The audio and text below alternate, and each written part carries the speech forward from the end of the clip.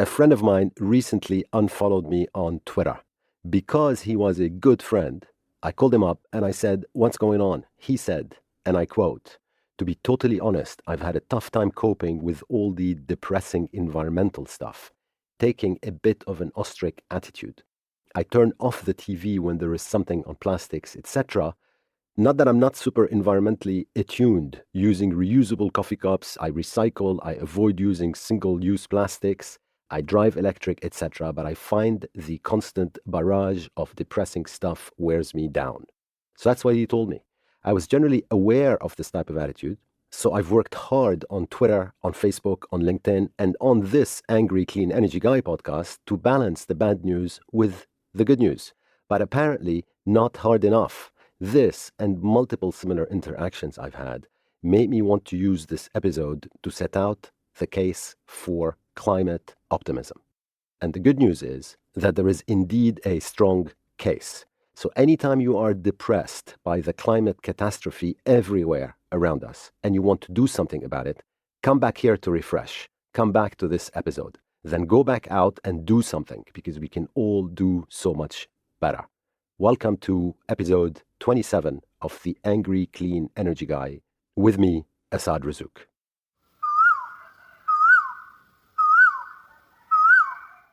On social media and in my previous podcasts, I shared with you the catastrophic state of the planet.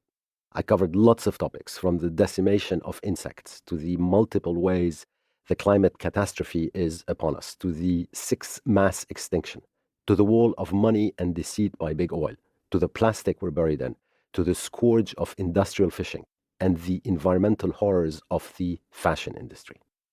Just a couple of days ago, the World Meteorological Organization issued a bleak report that said the world's average temperature is rising faster than previously thought, and that we're headed for a gain of not 1 degree centigrade, not 2 degrees centigrade, not 3 degrees centigrade, but almost triple the goal set by almost 200 countries in 2015 in the Paris Accord, and suggesting an increase of 3 degrees to 5 degrees Celsius, so that's 5.4 to 9 degrees Fahrenheit, was on the cards by the end of the century. Now that's the kind of news that just floors me. But in the words of the song, I get knocked down, but I get up again, and you are never going to keep me down. So today I want to set out the case for climate optimism, and frankly, it's a strong one, and it keeps me going. But you're going to have to bear with me while I go through my top 10 reasons to be a climate optimist. So the number one reason to be a climate optimist is that there is enormously more awareness everywhere and mobilization about climate change. And therefore, the corporate response is strong and getting stronger, and governments are taking action at last. Let me give you some data points. Just like with my unnamed friend, the barrage of bad news on climate is actually working, and we probably need more, not less. Do you think the point of the Extinction Rebellion protests is to close roads? Or that Greta Thunberg travels by boat because she wants to save fuel? Of course not. The point is to increase awareness about the climate emergency, and boy, have they been successful. Here are a few corporate data points to start. By 2021, according to a recent survey by Nielsen, 25% of total store sales in the US, that's $150 billion worth, will be sustainable products. What's more, these products are expected to make more money to those manufacturing them than traditional products. Another data point, in 2017, Walmart launched what they called Project Gigaton to reduce emissions from their global supply chain. And not even 2 years later, everything around you is changing, and most of us don't even notice, but it's also accelerating. Shocking as it may sound, sustainability today, right now, is in your laundry, it's in your refrigerator, it's in your showers. And I'll give you an example. 90% of a washing machine's energy use goes towards heating water. So Tide, the consumer brand, reformulated their laundry detergent to clean well in cold water, and launched a new campaign to challenge consumers to switch to cold. That alone brought sustainability very much into your washing machine. Kellogg, the cereal company, set a goal to train 500,000 US farmers in techniques that lower greenhouse gas emissions. Unilever reached almost 50% post-consumer recycled materials for plastic packaging, and then on with the corporate examples around the world. IKEA, Apple, Google, Facebook are investing billions in renewable energy because they want to be 100% powered by renewable energy. These companies and another 200 companies are grouped under an umbrella NGO called RE100. And if these RE100 members were a country, they would be the 21st largest electricity consumer in the world. And that's just 200 companies. So it's happening and it's all around you. Now let's talk about governments. This year alone, in Greece, the cabinet approved plans to reduce carbon footprint by more than 55% by 2030, close down all their coal-fired power plants, go 35% renewables, and invest 2 billion euros in climate defense, in climate mitigation. So the Greek government is responding. In New Zealand, the government passed a law to reduce carbon emissions to pretty much zero by 2050 and go 100% renewables by 2035 and plant 1 billion trees and invest $15 billion into transit, biking, and walking infrastructure. So New Zealand is taking climate action. Ireland is also taking climate action. It's planting 22 million new trees a year with a goal of reaching 440 million trees by 2040. It's pushing a massive increase of electric vehicles with a goal of having 1 million EVs on the roads by 2030. And it's retrofitting 50,000 homes to make them more energy efficient. California, as most of you know, has passed a law to go 100% zero carbon energy by 2045. Also this year, the UK became the first major economy in the world to pass laws to end its contribution to global warming by 2050. And the UK is a good case study because it's already reduced emissions by 42%, mostly by closing down its coal infrastructure, while at the same time growing its economy by 72%. And last but not least, the European Parliament declared a climate emergency a week or two ago, and the new European Commission has taken office on a promise of an imminent Green New Deal. And remember, these regulations tighten over time. And that's the case without exception, including in Trumpland, where, despite a takeover of the environmental policy of the federal government by big oil, they are finding it really, really hard to roll back environmental protections because of the pushback by the judiciary and by the states. My number 2 reason for climate optimism is that the cost of capital of oil and gas is going up. That means their money is getting more expensive. And the fossil fuel industry today, and they know it, is under enormous pressure. Did you know, for example, that the market value of the US energy sector not only is down this year, but the entire sector is now worth less than the most valuable stock in the world, which is Apple. This has never been the case since the Industrial Revolution, and these numbers are hard facts. ExxonMobil's credit rating was just downgraded by Moody's because of concerns over its substantial cash burn. It's spending a lot more money trying to get less and less gas than even Exxon can afford. Another US company called Chesapeake, which is a fracking giant, lost 98% of its market value since 2008. And it's basically going bankrupt. What all this means is that over the next few years, big oil will find it increasingly hard, increasingly more expensive to finance new projects. And that's exactly how it should be. My number 3 reason for climate optimism is that renewable costs are going down and down and down. And renewables today are cheaper to build and operate than their fossil fuel competition. We've seen absolutely stunning developments in terms of cost reductions in solar, in wind, and in storage. There's plenty of literature on this, but I'll give you 2 data points. Data point number 1 is from Dubai. They put up a solar park for auction. In 2015, to build 200 megawatts, the lowest cost that came in was almost 6 cents per kilowatt hour. Not even 4 years later, in 2019, to build 900 megawatts, the bids came in at 1.69 cents a kilowatt hour. That's down 71% in just 5 years. And data point number 2 is from the UK, where recently a bunch of offshore wind projects won contracts to sell power at guaranteed prices at auction. And the price was 31% below a similar auction just 2 years ago. The drop in offshore wind prices is such that that particular technology is now the cleanest and cheapest baseload power in the world, ahead of both fossil fuels and nuclear.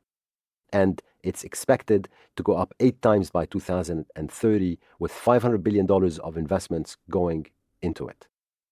So these cost reductions have basically taken fossil fuel power out of the game. It's just that some countries don't know that yet. My number 4 reason for climate optimism is that bubbling just below the surface and somewhat still amazingly, I don't know why, unseen, is an electrification revolution which cuts across cars, buses, scooters, trucks, and it's coupled with increasingly a 21st century approach to mobility, where we're redesigning cities away from cars. There is no reason why cars should take up so much space in a city, and the less of that we have, the better off we are from a climate and environmental perspective. So, a few data points on my number 4 reason. The public charging points, where you could charge your car or your scooter or your truck installed globally, have gone up from less than 200,000 in 2015 to about 1 million this year. So that's 5 times in 4 years, and we expect these to be in the millions by 2022. And today, the biggest problem in driving electric is that you cannot find a vehicle. But as far as us, the consumers, are concerned, manufacturers are going to have to give us a choice to buy electric, or they will go bankrupt. It's simple as that. So guess what these manufacturers are doing? There is a tsunami of electric car choice coming our way. I counted 84 models being rolled out over just the next 2 years from the likes of Volkswagen, Audi, Porsche, Mercedes, Ford, Toyota, Honda, Nissan, Range Rover, Jaguar, and many others. These car companies get it because even BMW and Volkswagen and General Motors and Peugeot are now offering electric scooters and electric bicycles, not just cars. So they see the way urban transportation is headed. Maybe they're fighting a little bit of a rearguard battle, but they know that it's not a pretty picture for conventional cars. And frankly, this transition to electric cars would have been a lot less painful on those who work in the car industry if the automakers had spent the last decade preparing for it instead of fighting it. So today they're laying off people when they shouldn't have had they been thinking. In addition, more and more cities are closing off areas, and sometimes large areas, to car traffic in favor of bikes, scooters, and other small vehicles. Electric scooter sharing companies are exploding in popularity. Electric bicycles are on fire. Their sales are at an all-time high and growing faster than ever. Just one Taiwanese company, called appropriately Giant, is selling 600,000 electric bicycles worldwide this year. Even aviation is on the move. We already have 100 different electric planes under development. That's 100 different electric planes. We lost 40 years of technology development and R&D in the electrification sector because of the obfuscation and lobbying campaign of Big Oil, but it's so clear that we are getting finally a move on. And keep an eye on what lithium-ion batteries are doing. What they're doing is absolutely spectacular. Their price has dropped 87% in 10 years. And there's something else which is very exciting also at play here.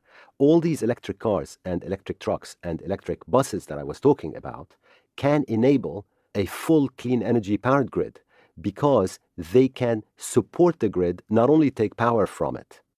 There's an emerging technology called vehicle to grid, or V2G, and that allows a plug-in vehicle or an electric vehicle to act as a form of energy storage. So the batteries in your car can be used to let electricity flow from the car to the distribution network and back. Think about it this way.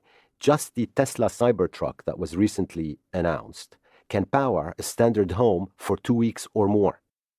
Its battery will last 1 million miles, or 200 years in other words, as a clean energy battery and storage pack. So if these cars and trucks and buses using vehicle-to-grid technology can be plugged in to both take power from the grid but also give the grid power, you would close down 45 natural gas power plants for every 3 million electric cars on the road. Then add on top the greening of the grid, because we're adding more renewables everywhere, and you can see that electrification is basically unstoppable today.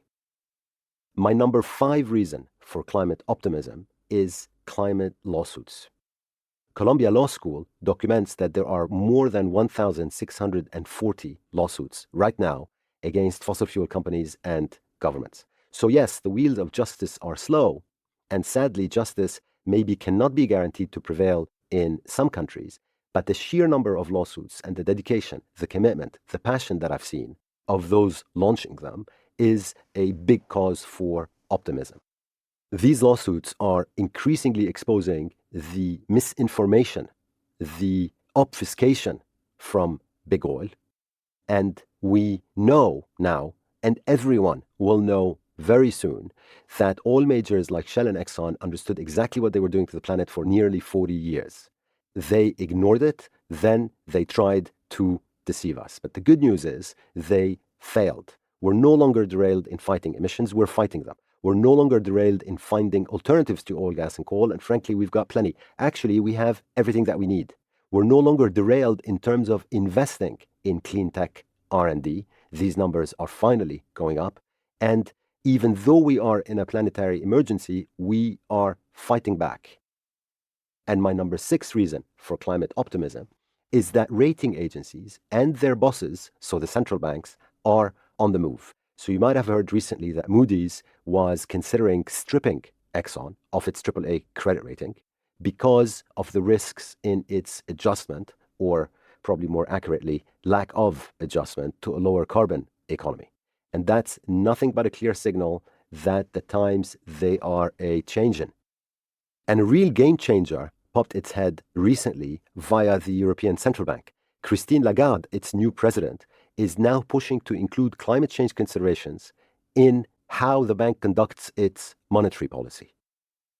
Now, that would be a huge move because the central bank is by far the biggest influence on financial markets. Remember that monetary policies right now have an implicit carbon bias because we rely on normal credit ratings where climate exposures are basically irrelevant. So if that changed and the rating agencies followed, that would mean that financial markets would stop mispricing climate risks. And that's in and of itself an absolutely huge lever for change. My number 7 reason for climate optimism is that there is a gradually stronger and global pushback against single-use plastic and its proponents, our friends at big oil, big gas, and big petrochemicals. There's more than 40 countries with some form of ban or a surcharge on single-use plastic.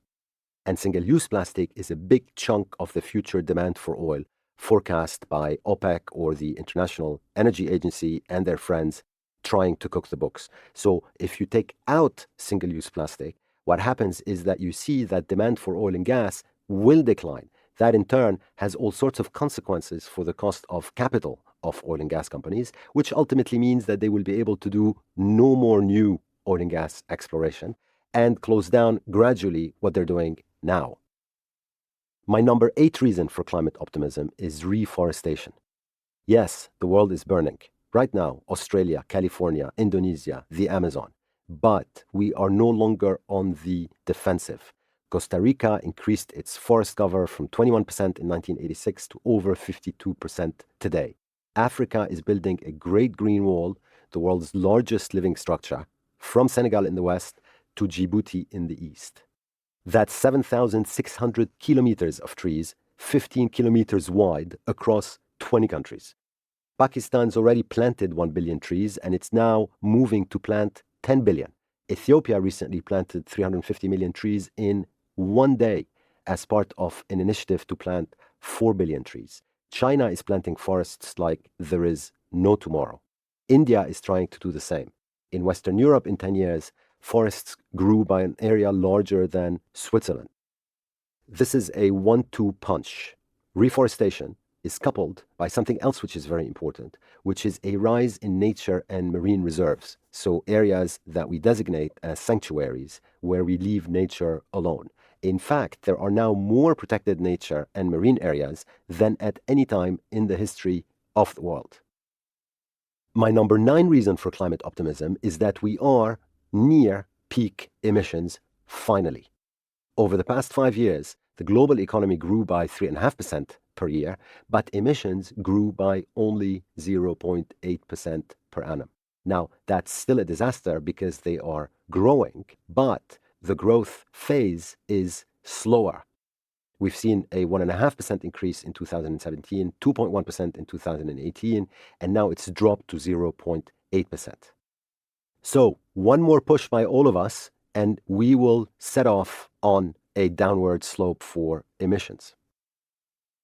And finally, my number 10 reason for climate optimism is you. Everyone I meet these days is aware, is committed, is doing something about our climate emergency, and that is just beautiful to see. That was certainly not the case even last year, let alone 2 years ago. So your numbers are increasing, and you all now know that every action you take counts.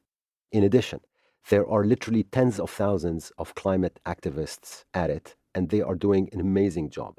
We have activist lawyers, activist teachers, activist unionists, activist engineers, activist consultants. We even have some activist bankers. We even have some activist oil and gas professionals working at changing the oil and gas fat cats from inside, activist politicians. And most of all, we have activist citizens everywhere I look, and I love it. Because climate change is not a do or die moment. It's a crisis that's unfolding and is affected by the decisions that we make, all of us, individually and as a group, every day. What this means is that it's always worthwhile to try and do more to cut carbon emissions. And remember, we have the solutions. We are implementing them. Yes, slowly for now. However, soon they will be ubiquitous all of a sudden, a bit like your mobile phone. So here's a recap of my top 10 reasons to be a climate optimist. 1, enormously more awareness and mobilization about climate change. 2, the cost of money of oil and gas is going up. 3, renewables costs are going down, and then down some more. 4, an electrification revolution in cars, buses, scooters. 5, climate lawsuits galore. 6, rating agencies and central banks on the move. 7, stronger global pushback against single-use plastic. 8, reforestation. 9, we are at or near peak emissions. And my number 10, but probably my most important reason to be a climate optimist, is you. So yes, take action. Take all these wins, bank them, then go back for more. So always remember that we are winning. If in doubt, come back to this episode 27 of the Angry Clean Energy Guy and refresh. We are winning for now, slowly. But soon, we're going to be winning all of a sudden. Thank you so much for listening to me, everyone, and have a great couple of weeks.